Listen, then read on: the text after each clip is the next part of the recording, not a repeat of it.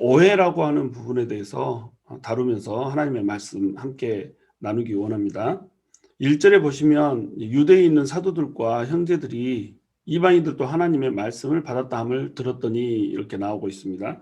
항상 발보다 말이 더 빠르죠. 벌써 베드로가 고넬료의 집에 들어가서 함께 먹고 마시고 또 하나님의 말씀을 전할 때에 성령님이 임했다라고 하는 사실들이 이제 전해진 것이죠. 베드로가 고넬료의 청을 받아들여서 고넬료와 함께 집안에 머무르고 있는 그 동안에 이제 소문은 퍼져서 사도들과 형제들에게 알려진 이런 상황이겠죠. 항상 이렇게 소문이라고 하는 것, 이것은 더 빨리 발이 빠르게 움직여서 한 사람의 진실이 사람들에게 알려지는 이런 결과들을 초래하게 됩니다. 그런데 그 진실이라고 하는 것이 알려지면서 진심이라고 하는 것은 숨겨져 버려요. 그게 이제 항상 말의 문제거든요. 그래서 말은 항상 진실, 이면에 있는 사람의 진심이라고 하는 것이 담겨지지 않는 거예요. 우리가 어떤 소문을 들었다, 어떤 말을 들었다 할 때 이 말은 반드시 그 말 속에 있는 어떤 한 사람의 진심이 무엇일까라고 하는 것이 고려가 돼야 되거든요. 근데 많은 사람들이 말을 들으면 그 말 가지고 모든 것을 결정을 해버린다는 겁니다. 진심과 진실이라고 하는 것이 다르거든요. 한 사람이 행동하는 어떤 행동 속에는 진심이라고 하는 게 담겨 있어요. 그 이면에 존재하는 그 사람이 그렇게 행동할 수밖에 없었던 이유가 있다라는 거죠. 근데 그 이유라고 하는 것을 우리는 살펴볼 생각을 하지 못하고 어떤 일이 있었는가라고 하는 것에 집중을 해버린다는 겁니다. 그러니까 이제 여기에서 갈등이 생기고 문제가 생기고 오해가 생긴다는 거예요. 근데 이제 말이라고 하는 것은 항상 진실보다 허구를 더 키우잖아요. 그래서 진실만 딱 전해지는 것이 이 소문인 것이 아니고 소문이 전해지면서 말이 부풀려진다는 게 이제 문제가 되는 겁니다. 그러니까 항상 어떤 일이 소문을 타게 되고 말을 타게 되면 사람의 진심은 전부 다 배제되고 또 사람의 어떤 그 일을 하게 됐던 배경이나 그 일을 그렇게 할 수밖에 없었던 상황 이런 것들은 배제된 채 이상하게 뒤틀려져서 이제 옮겨질 때가 많더라 이거죠. 물론 이 상황은 그런 상황은 아니지만 이렇다는 겁니다. 그래서 하나님 나라 일을 할 때도 항상 우리는 오해와 갈등이라고 하는 것을 예측을 해야 돼요. 사람들이 각기 다르고 사람들의 생각이 다르고 항상 발보다 말이 더 빠르기 때문에 우리가 했던 어떤 행동, 우리가 또 좋은 마음으로 했던 것들 이런 것들도 오해를 받기가 되게 쉽거든요. 예를 들어서 제가 사례를 받지 않고 7년 정도를 일한 경우가 있거든요. 이 사례를 받지 않고 일한 것은 교회를 사랑하는 마음으로 교회 재정이 힘드니까 사례를 받지 않는데 이것을 이제 어떤 사람은 자격이 안 되어서 사례를 못 받는 걸로 이렇게 호도를 하더라는 겁니다. 하나님의 일을 순수하게 하는데 항상 말이 퍼질 때는 이 말이 내 마음의 진심을 담지를 못한다는 거예요. 그래서 하나님 나라 일을 하고 싶으면 항상 한 가지 기대해야 될 것이 있어요. 내가 오해받을 때가 있고 또 오해 때문에 속이 상할 때도 있고 또 갈등이 생길 때가 있고 이 갈등은 나의 잘못이 아닐 때도 있다라고 하는 것. 이런 것들을 우리가 항상 염두에 두고 하나님의 나라의 일을 해야 된다는 거예요. 2절에 보시면 베드로가 예루살렘에 올라갔을 때 할례자들이 비난하여 이르되 내가 무할례자의 집에 들어가 함께 먹었다 하니 이렇게 나오고 있죠. 역시 사람들은 뭘 먼저 보냐면 할례자가 무할례자의 집에 들어가서 함께 먹었다라고 하는 사실을 먼저 보는 거예요. 이 사실 이면에 숨겨져 있는 하나님의 명령, 하나님의 뜻 이런 것들은 지금 가려져 있는 겁니다. 철저히 진심이 가려지고 팩트라고 하는 것만 적용이 되고 있는 거예요. 이 사람들에게 있어서는 지금 베드로의 진심을 알 수가 없는 상황이죠. 그러니까 이런 오해를 하는 것은 당연하다는 겁니다. 이건 당연한 오해라는 거죠. 베드로가 같은 입장이었다고 하더라도 이 오해를 했을 거라는 거예요.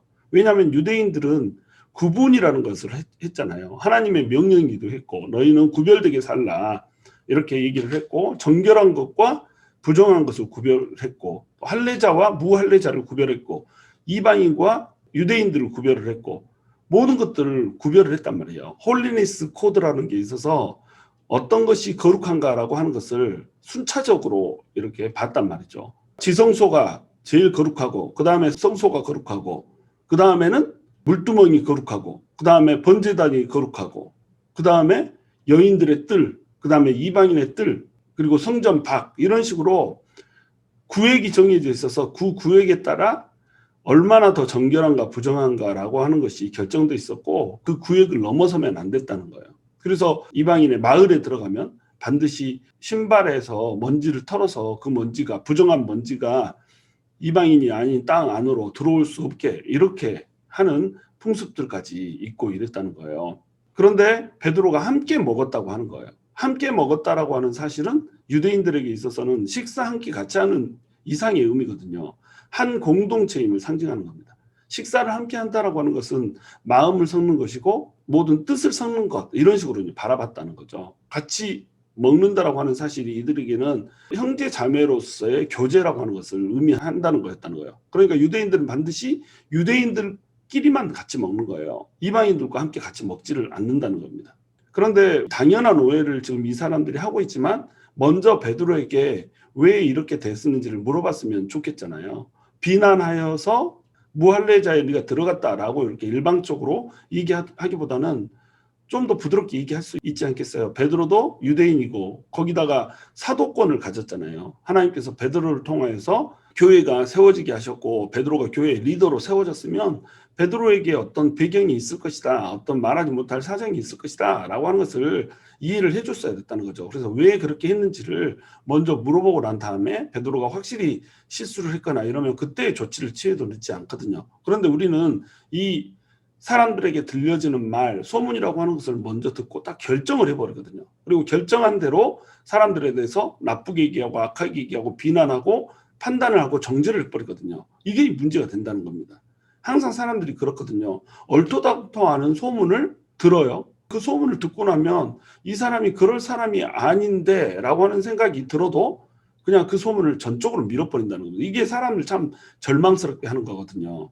나랑 가장 가깝고 나랑 가장 친하고 나를 잘 이해해 주는 그런 사람인 줄로 알았는데 소문 한 방에 그냥 확 넘어가 있는 거예요. 소문 한 마디 듣고 어떻게 네가 그럴 수가 있어 라고 하면서 그 전날에 같이 저녁 먹으면서 웃고 막 마음을 나눴는데 그 다음날에 갑자기 눈가리가 막 이렇게 돌아가 있고 막 이렇단 말이죠.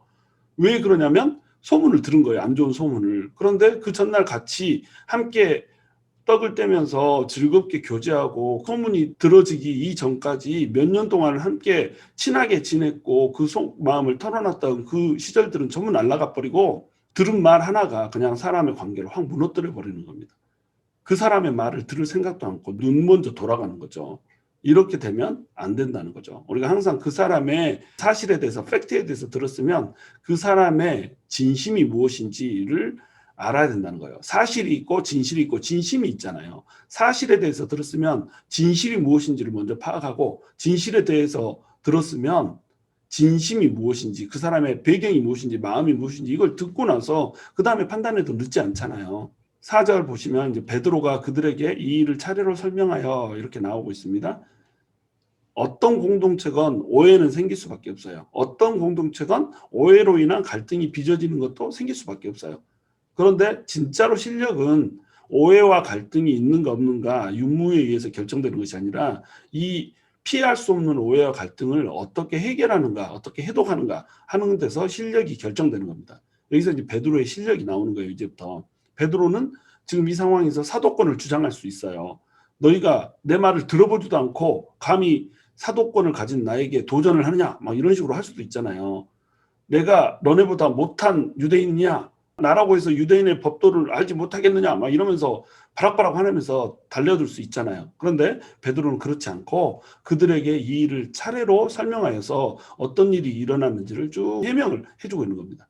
해명을 해주면 풀리는 것들이 많거든요. 많은 오해와 갈등이 어떤 일이 있었고 어떤 배경하에서 그 일이 있었는지 진실을 얘기해주고 진심을 얘기해주면 들려진 사실 또는 들려진 허구적 사실 이것 때문에 생겼던 많은 오해들이 풀어질 수가 있단 말이에요. 그런데 사람들이 이렇게 하지 않는단 말이죠. 많은 사람들이 혈기를 먼저 풀어요. 어떻게 내가 그렇게 했다고 생각할 수 있어? 내가 그럴 사람으로 보여? 막 이렇게 한다는 거죠. 또 이렇게 적극적으로 반응하지 못한 사람은 정말 저 사람이 어떻게 날 그렇게 생각할 수 있지? 그리고는 모든 관계를 단절하고 집에 칩거하면서 잠수 타고 그냥 눈물 찍찍 흘리면서 막 이렇게 한단 말이에요. 그리고는 다른 사람들하고 만나서 이 소문을 퍼뜨리는 사람에 대해서, 그리고 소문을 듣고 나를 판단한 사람에 대해서 다른 소문을 이제 퍼뜨려내는 거예요. 비방을 하는 거죠. 반격을 하는 거죠. 그래서 이제 혈전이 막 벌어지는 겁니다. 이쪽 저쪽 이제 막 그동안 온통 친했기 때문에 알고 있던 모든 비리들이 이제 나오기 시작하는 거죠. 처음에 시작은 아주 작은 걸로 시작했는데 이제 드러나서는 안 되는 것들, 그동안 가깝게 지냈기 때문에 이렇게 알고 있는 모든 치부들이 막 이쪽 저쪽에서 막 나오기 시작하는 겁니다. 그러면 치부천지가 되는 거죠. 진흙탕이 되는 거예요. 그러면 원래 드러났던 치부보다 더 많은 치부가 드러나서 산에 산을 이루고 이렇게 살아갈 때가 너무 많다는 겁니다. 이런 식으로 갈등을 해소하는 것, 이 방법은 옳지가 않다는 거죠. 갈등이 도무지 해소가 되지 않아요. 그러니까 이런 방식을 취하면 안 된다는 거예요. 베드로처럼 가장 낮은 자리에서 차근차근 설득력 있게 설명을 하고 오해를 풀어낼 수 있는 이것이 가장 이제 좋은 방식이 되는 겁니다. 특히 이제 우리나라 사람들은 비난과 지적에 약한 문화잖아요. 성취주의, 결과주의 문화란 말이에요. 그 사람의 동기, 그 사람의 배경 막 이런 거 보지 않아요. 예를 들어서 크레용 가지고 벽에다 막 그림을 그렸다. 그러면 우리나라 사람들은 어떻게 해요? 야 이놈 새끼야, 이 벽이 얼마짜린데 페인트 칠하려면 돈이 얼마나 드는데 네가 우리 집을 망쳤어 이놈 새끼야. 엉덩이 스팽스팽 딱 이렇게 하잖아요. 근데 미국 사람은 어때요? 와우, you are so artistic 뭐 이렇게 한단 말이에요. 잘못했는데 칭찬을 받는 문화와 비난을 받고 매를 맞아야 되는 이 문화 속에서 자란 사람들은 다른단 말이죠. 이 아이는 벽이 비싼 건지 페인트를 칠하려면 돈이 드는 건지 우리 집이 잘 사는지 무슨지 알 길이 없잖아요. 그냥 그림을 그려보고 싶다라고 하는 순수한 동기에서 한 건데 결과적으로는 엄마 아빠한테 재물의 손괴를 입혔단 말이죠. 결과에 의해서 이 아이의 행동이 판단을 받고 평가를 받는단 말이에요. 아이를 사랑하는데 수를 못 받아오면, 우를 받아오면 죽일 놈이 돼 있고, 미를 받아오면 나가 죽어 이렇게 되고, 가를 받아오면 고개 절레절레 하면서 포기한 아이가 돼버리고, 이런 식으로 되는 성취주의 문화에서 자라나다 보니까 우리 스스로가 비난과 지탄이 이제 너무 상처가 되는 거예요. 우리도 모르는 사이에 그게 상처로 쌓이는 겁니다. 우리나라가 비난과 지탄이 굉장히 심하잖아요. 조금만 뭐하면 비난하고, 조금만 뭐하면 지탄하고, 특히 이제 인터넷으로 자기 견해를 막 밝힐 수 있는 이런 상황이 되니까 막 지적질 하잖아요. 엉뚱한 거, 지적받지 않아도 되는 거, 이런 걸로 막 지탄을 해서 사람을 아프게 하고 사람이 상처받아서 거의 자살에 이르기도 하고 뭐 이런 일들이 벌어지잖아요. 바로 이런 일들이 뭐냐면 비난과 지탄이 습관인 문화라는 겁니다. 그리고 우리나라 자체가 성취주의고 결과주의 문화 속에서, 문화관 속에서 한 사람에 대한 평가가 그 사람이 얼마나 좋은 동기, 얼마나 옳은 동기 이런 거 가지고 이랬는가를 보는 것이 아니라 얼마나 많이 이루었는가, 얼마나 높은 자리에 올랐는가, 얼마나 좋은 결과를 뽑았는가, 여기에 따라서 이 사람을 평가하고 판단하고 재단하더라는 겁니다. 그러니까 사람들이 그것이 상처가 되면은 이제 그걸 안 해야 되잖아요. 근데 그 상처를 받았기 때문에 더욱더 신랄하게 자신도 비난하고 지탄하는 사람으로 바뀌어져 있는 거예요. 그리고 자기는 비난하고 지탄하면서 비난하고 지탄을 받으면 이걸 견뎌요, 못 견뎌요? 못 견딘단 말이죠. 그러니까 비난과 지탄을 내가 견디지 못하는 문화, 그러면서도 나는 다른 사람들을 쉽게 비난하고 지탄하는 문화, 이 문화 속에서 우리가 살아왔다는 거예요. 우리 한국 사람들만큼 감정적인 사람들이 없잖아요. 그래서 우리 한국 드라마가 이렇게 세계적으로 잘 팔리는 거예요. 너무 감정적이기 때문에 감정 묘사를 잘하거든요. 비난, 지탄 이것을 받으면 우리는 그것을 냉철하게 논리적으로 해소를 하는 것이 아니라 감정적으로 해소를 한단 말이죠. 화부터 내고 혈기부터 부르고 낙심하고 절망하고 슬퍼하고 관계를 끊고 차단하고 이런 식으로 이제 대처를 한다는 겁니다. 그러니까 이제 이것이 교제를 하는 데 있어서 또 아름다운 공동체를 이루어가는 데 있어서 굉장히 큰 문제를 일으키게 되는 거예요. 그래서 교회가 쪼개지고 나눠지고 막 이런 일들이 벌어지는 겁니다. 교회가 작아도 교회가 커도 문제가 이제 생기는 거죠. 그러면서 이제 쪼개지기도 하고 있던 교회가 해체되기도 하고 이런 일들이 이제 벌어지게 되는 것이죠. 왜 그러냐면 이 오해와 갈등이라고 하는 문제를 슬기롭게 해결할 수 있는 능력이 없기 때문에 그러는 거예요. 나한테 오는 비난과 지적이라고 하는 것을 내가 슬기롭게 씹어먹고 해소할 수 있는 능력이 없는 거예요. 5절부터 11절까지는 10장의 이제 내용을 그대로 다시 설명을 해주고 있어요. 10장을 통째로 이제 응축을 해주고 있는 거죠. 어떻게 해서 고넬료가 구원을 얻게 되었는지, 어떻게 해서 베드로가 고넬료의 집에 들어갈 수밖에 없게 되는지 이것을 다시 한번 쭉 설명을 해주고 있는 겁니다.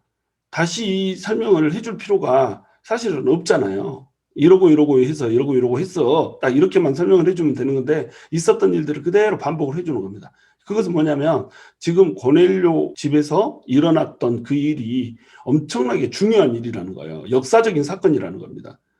지금까지는 유대인과 이방인의 구분이 있었고 유대인들을 중심으로 하나님의 말씀이 주어진 것이라고 한다면 이제는 유대인과 이방인의 구분이 허물어졌다는 거예요. 예를 들어서 보자기 같이 생긴 그릇에 4발 달린 것과 들짐승과 기는 것과 공중에 나는 것들이 다 들어있었다. 이 말 속에는 부정한 짐승들이 들어있었다라고 설명하고 있지 않아요. 그렇죠? 땅에 4발 달린 것, 이거 중에 정결한 것도 있잖아요. 그러니까 이 보자기 속에는 정결한 짐승과 부정한 짐승이 같이 섞여 있었다라고 볼 수가 있는 겁니다. 그렇겠죠? 그러니까 코셔와 코셔가 아닌 것이 섞여 있었다는 거죠. 먹을 수 있는 것과 먹을 수 없는 것이 섞여져 있었다는 거죠. 그리고 이 보자기가 상징하는 거, 이것은 교회를 상징하는 거예요. 하나님의 교회가 세워질 텐데 이 교회는 코셔만 담는 것이 아니라 코셔가 아닌 부정한 음식도 담게 될 것이다라고 하는 것을 상징을 하는 겁니다. 하나님의 교회는 이제 유대인들로 의해서 이루어지는 것이 아니라 유대인과 이방인이 한 그릇 안에 담겨져서 함께 떡을 떼고 함께 교제를 나누는 이러한 공동체가 될 거라고 하는 것을 지금 보여주고 있는 거예요. 누가는 이걸 그대로 이제 다시 기록을 하고 있는 겁니다. 왜냐하면 이 사건 자체가 너무나도 역사적인 사건이기 때문에 그래요. 이제 유대인에게 머물렀던 복음이 이방인에게도 가게 되는 시대에 우리가 서게 돼 있다. 이렇게 해서 반복적으로 그대로 응축해서 써내고 있는 겁니다. 그런데 이제 12절에 보면 추가되고 있는 내용이 있어요. 성령이 내게 명하사 아무 의심 말고 함께 가라 하심에, 여기까지는 똑같죠? 근데 이제 형제들이 같이 등장을 하죠. 이 6 형제도 나와 함께 가서 그 사람의 집에 들어가니 이렇게 나오고 있죠. 욥바에서 가이사랴로 올라갈 때 베드로가 형제들과 함께 갔다라고 하는 대목이 나오는데 6명이었다라고 하는 것은 여기에서 이제 처음 나오는 거죠. 6 형제와 베드로가 함께 간 거예요. 베드로가 이 이방인의 집에 가는 것, 이것은 옳지 않다라고 하는 것을 알았어요. 그런데 성령님께서 인도를 하시는 거예요. 하나님께서 환상을 보여주시고 내가 보낸 사람들이니까 염려하지 말고 가라고 얘기를 해준단 말이죠. 그러면 하나님께서 명령하셨지만 지금 나는 전통을 깨야 되는 거예요. 그래서 6명의 형제를 같이 대동을 한 거예요. 이 6 형제와 같이 가면 이 사람들이 증인이 되어줄 수 있으니까 어떤 일이 생겼는지 무슨 의도로 이 일이 일어나고 있는지 이런 것들을 이 사람들이 증언해 줄 수가 있잖아요. 그래서 증인을 데리고 간 겁니다. 오해를 살 만한 일을 할 때는 항상 지혜를 발동해야 돼요. 나의 편에 서서 나를 해명해 줄 수 있는 사람들을 데리고 간다라고 하는 거, 이건 엄청난 지혜죠. 증인이 되어줄 6 형제를 항상 세워놓는 지혜를 우리가 가질 필요가 있다. 13절에 보시면 그가 우리에게 말하기를 천사가 내 집에 서서 말하되 네가 사람을 욥바에 보내어 베드로라 하는 시몬을 청하라. 그가 너와 네 온 집이 구원받을 말씀을 내게 이르리라 함을 보았다 하거늘, 이렇게 나와 있죠. 이것도 이제 조금 차이가 있는 내용이에요. 환상 중에 천사가 나타나서 말했다, 이것을 베드로는 표현을 바꿔서 표현하고 있는 거예요. 천사가 고넬료의 집에 서서 말했다는 거예요. 맞는 얘기죠. 고넬료가 기도하고 있는 것은 고넬료의 집이니까 이방인의 집이잖아요. 이방인의 집인데 이방인의 집에 천사가 나타났다. 이 말은 천사가 이방인의 집에 섰다, 이 말이잖아요. 그러니까 천사도 이방인의 집에 서서 이방인에게 말을 했다. 그럼 천사는 거룩하냐 부정하냐 이거죠. 거룩한 하나님의 천사가 그 이방인의 집에 가서 섰으면 사람이 이방인의 집에 가서 서는 것이 뭐가 문제겠느냐, 이렇게 설명을 하거든요. 매우 설득력 있죠. 이렇게 지혜롭게 이제 설명을 하면서 오해와 갈등을 풀어내는 거죠. 그 사람들이 이해할 수 있는 방식으로 좀 더 잘 납득할 수 있는 방식으로 설명을 해낼 수 있는 지혜가 이제 필요하다는 겁니다. 그리고 14절도 또 너와 네 온 집이 구원받을 말씀을 내게 이르리라, 이 말씀도 이제 추가되어 있는 거예요. 너와 네 온 집이 구원받을 말씀이라고 하는 말은 그 전에 이제 나오지 않았잖아요. 베드로라고 하는 사람을 청해서 나의 말을 들으라 라고 하는 것까지만 밝혀져 있는데 너와 네 온 집이 구원받을 말씀을 내게 이르리라 라고 하는 말을 지금 베드로가 추가를 하고 있는 겁니다. 그들이 납득할 수 있는 방식으로 설명을 다시 해주고 있는 겁니다. 그러니까 이것이 하나님께서 명령하신, 하나님께서 천사를 보내서 명령하신 명령이었고 또한 하나님께서 이방인의 온 집을 구원해 주시기로 작정하셨다. 구원이 유대인에게 머무르는 것이 아니라 이방인에게 지금 흘러나가고 있다라고 하는 것, 이것이 하나님의 뜻이다라고 하는 것을 지금 얘기를 해주고 있는 겁니다. 매우 설득력이 있죠. 하나님이 구원을 작정하셨는데 감히 누가 뭐라고 딴지를 걸 수가 있겠어요. 그리고 하나님의 천사가 이방인의 집에 들어갔는데 누가 감히 뭐라고 할 수 있을까요? 15절에 보시면 내가 말을 시작할 때에 성령이 그들에게 임하시기를 처음 우리에게 하신 것과 같이 하는지라. 이렇게 하면서 이제 설명을, 지금까지 있었던 일의 설명을 마무리를 하고 있는 겁니다. 말씀을 전하기 시작할 때에 말씀을 초반부만 전했어요. 더 많은 말씀을 전하고자 했죠. 그런데 구원의 아주 기초적인 내용, 예수 그리스도를 믿어야 된다라고 하는 이 내용만을 전했을 때 그들은 예수님을 믿고 성령님이 그들에게 임했죠.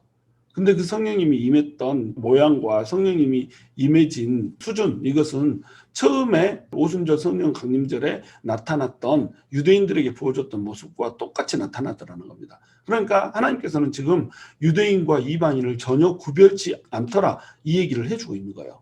베드로는 자기에게 나타났던 일들의 진실에 대해서, 그리고 그 배경과 그 이면에 있는 진심에 대해서 설득력 있게 지금 설명을 해내고 있는 거예요. 오해와 그 오해로 인해서 갈등이 생겼을 때 이것을 지혜롭게 지금 해결해내고 있는 베드로의 모습을 볼 수가 있는 겁니다. 우리가 하나님의 나라 일을 하다 보면 불필요한 오해를 받을 때가 있어요. 그리고 불필요한 소문이 나서 나를 괴롭힐 때가 있죠.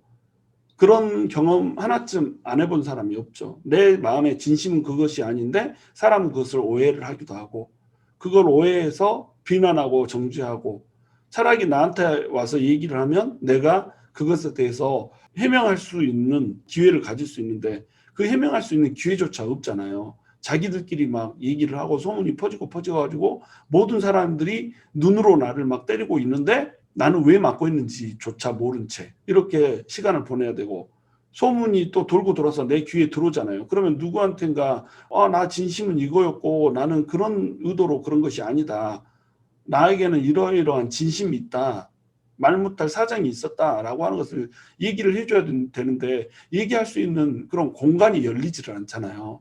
그러니까 우리가 교회를 떠나버리거나 또는 그 공동체와 벽을 쌓거나 이런 일들이 이제 벌어지게 된다라고 하는 겁니다. 그런 상황이 있을 때 우리는 하나님께 모든 것을 맡기고 하나님 앞에 나아갈 수 있을 필요가 있어요. 그리고 할 수만 있다라고 한다면, 조건만 주어질 수 있다라고 한다면 그것 때문에 화를 내거나 분노하거나 또는 절망하거나 이럴 것이 아니고 현명하고 슬기롭게 자기를 해명하고 이런 일이 있었다라고 소명할 수 있는, 이것이 가장 지혜로운 방법이란 말이죠. 대화를 해서 말을 통하여서 서로 오해를 줄이고 다시 관계를 회복하는 것, 이것이 가장 좋은 해결 방식이라는 겁니다. 어떻게 나를 그렇게 생각할 수가 있어? 그동안 지내왔던 의리가 있지, 그리고 정리가 있지, 내가 그렇게밖에 안 보여? 맞아요. 사람이 그렇게밖에 안 보이는 거예요. 모든 사람은 소문을 듣고 그러면 그냥 오해하고 그냥 판단해버리는 게 사람의 한계예요. 그게 사람입니다. 우리가 그 솔직한 사람의 한계, 여기서부터 출발해요. 우리도 마찬가지예요. 어떤 사람이 나에 대해서 안 좋은 얘기를 했다, 이 얘기를 딱 듣는 순간에 어때요? 어떻게 저 사람이 나한테 안 좋은 얘기를 할 수가 있지? 이래가지고 그 사람하고 관계를 딱 차단해버리거든요. 너랑 이제 절대 얘기 안 해. 나에 대해서 안 좋은 얘기를 해? 이러고 차단해버리거든요. 그런데 나중에 보면 이 사람이 안 좋은 얘기를 한 게 아니고 악하게 우리 관계를 깨트리려고 딱 악한 소문을 퍼뜨려가지고 그런 경우를 우리가 발견할 때도 있거든요. 그러면 우리도 어때요? 결국 우리도 소문만 듣고 판단한 거예요. 이게 사람이거든요. 그러니까 그럴 때 사람한테 실망할 필요가 없다는 거죠.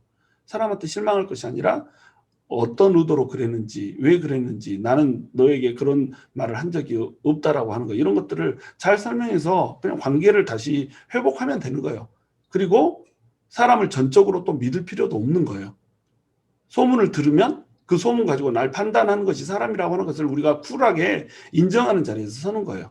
전적으로 내 편이라는 것은 어차피 없는 겁니다. 그러니까 오해와 갈등이 생길 것을 언제든지 예측하고 이 오해와 갈등을 성숙하게 마무리 지을 수 있는 이 성숙도, 이것을 우리가 키울 수 있어야 한단 말이에요. 이것이 우리의 실력이 되는 것이고, 이것을 얼마나 잘하느냐에 따라서 얼마나 좋은 공동체를 이룰 수 있는가가 결정이 되는 겁니다. 사도 베드로에 대해서도 소문 한마디 듣고 이렇게 해버리는 것이 교회 공동체인데, 그토록 뜨겁게 하나님을 믿었던 사람들도 이 교회 공동체에서 그렇게 할 수밖에 없었던 것이 이게 사실인데, 뭐 우리도 다를 바가 하나도 없잖아요.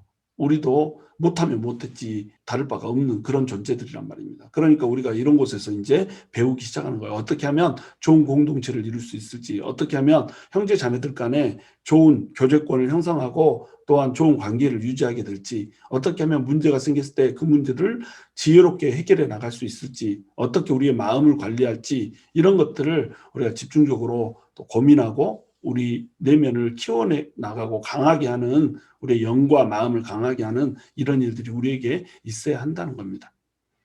저와 여러분이 하나님 안에서 아름다운 공동체를 이루기 위해서, 그리고 또 아름다운 형제 자매 간의 교제를 하기 위해서 우리의 마음을 지켜내고, 또한 오해와 갈등이 있으면 그것을 슬기롭게 풀어나갈 수 있는 그런 실력을 갖출 수 있게 되기를 주님의 이름으로 축원합니다.